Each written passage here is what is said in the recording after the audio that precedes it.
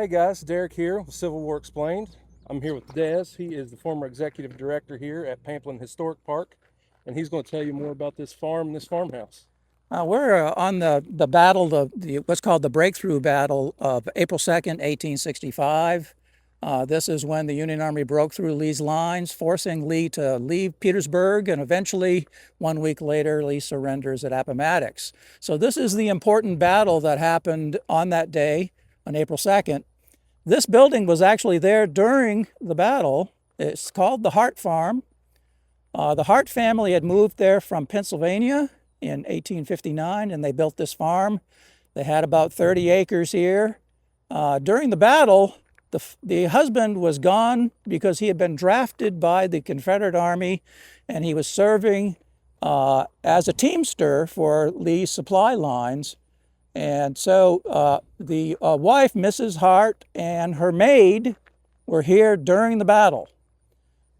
They spent the battle in the cellar, and as the Union Army was moving across this way, there were 3 artillery pieces out near that set of trees firing on this. The cannonballs all missed the house, luckily, but if you go close to the house, you'll actually see mini ball holes all through the house.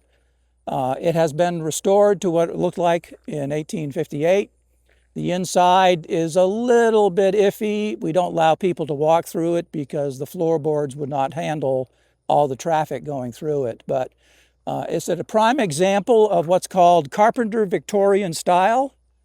If you take a real close look at it, you'll see that it has scrolling on the sides as decorative. The scroll saw was invented in the 1830s, and everybody was putting decorative ornaments on their houses after that.